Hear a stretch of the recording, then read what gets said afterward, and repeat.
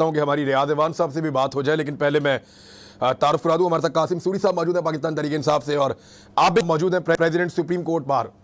सबसे पहले मैं आबिद ज़ुबैरी साहब से, सर आप ये बताइए कि ये जो आज की कार्रवाई है, कानूनी नुक्ता नज़र से ये क्या है और कितनी इम्पॉर्टेंट है? ये जो पुलिस का आना, पुलिस का यहाँ पे आके गिरफ्तार करने की कोशिश करना, IG का फौरी तौर पे स्टेटमेंट आना, इस्लामाबाद पुलिस के फौरी तौर पे सोशल मीडिया के ऊपर बयानात आना।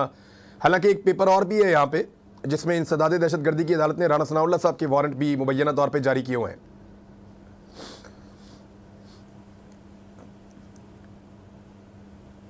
जी ज़ुबैरी साहब, आपको मेरी आवाज़ आ रही है?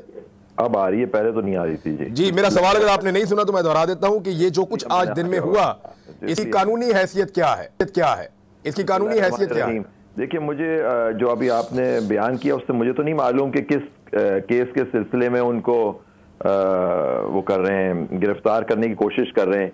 अगर कोई non bailable warrants of arrest issue हुए हैं तो शायद उसके लिए, उसकी तामील कराने के लिए वो आए हों और उसके लिए, लेकिन हम उससे ज़्यादा मेरे इल्म में नहीं है कि उन इल्ज़ाम, क्योंकि ज़्यादातर में मैंने देखा उन्होंने इमरान खान साहब ने लाहौर हाई कोर्ट से प्रोटेक्टिव बेल तो ले लिए। अब ये कौन सा केस है जिसके लिए वो आए हैं? हो सकता है अगर तोशा खाना केस है तो हो सकता है उसमें non bailable warrants of arrest हो जिसकी वो एग्जीक्यूट करने की कोशिश कर रहे हैं। अच्छा, मैं आपको पढ़ के सुना देता हूँ। ये लिखा है जी कि बाअदालत जनाब जफर इकबाल और इस्लामाबाद, और इसके बाद लिखा है डिस्ट्रिक्ट इलेक्शन कमिश्नर बनाम इमरान खान न्याजी, और आगे लिखा हुआ है मुकदमा नंबर, ये एक्चुअली जो है ये केस जो है वो तोशा खाना वाला है, और आगे तारीख लिखी हुई है, और उसके बाद ये लिखा है नीचे के वारंट गिरफ्तारी बनाम इमरान खान न्याजी वल्द इकरामुल्लाह न्याजी, और रिहायशियाँ ये बनी गाला के, और नीचे लिखा है मंदरजा उन्वान बाला में आपको हदायत की जाती है कि मुसम्मी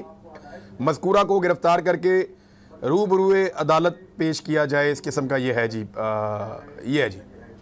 तो ये non bailable warrants of arrest ही है ना, जिसको एग्जीक्यूट कराने के लिए पुलिस आई है। ठीक है, तो बेहतर ये होगा कि अब जाके इनकी प्रोटेक्टिव बेल ले ली जाए इस केस में लाहौर हाई कोर्ट से, और फिर जाके वो पेश हो जाए उस अदालत में जहाँ से इशू हुए। अच्छा, यहाँ पे एक और डॉक्यूमेंट है इसी तरह का राना सनाउल्लाह साहब के बारे में, और वो भी फ्लोट कर रहा है सोशल मीडिया पे बार बार। कासिम सूरी साहब ने उसको पोस्ट किया हुआ था थोड़ी देर पहले, और उसमें राना सनाउल्लाह साहब के भी हैं, और रेड पेन के साथ नीचे लिखा हुआ है कि DPO को हदायत की जाती है कि वो गिरफ्तार करके तामील करवाएं फौरी तौर पे, और वो वारंट गिरफ्तारी वहाँ के भी मौजूद हैं, लेकिन वहाँ हमने कोई एक्शन नहीं देखा आज। सर, ये क्या ऐसे कानून एक तरफ ज़्यादा और एक तरफ कम भी अप्लाई हो सकता है?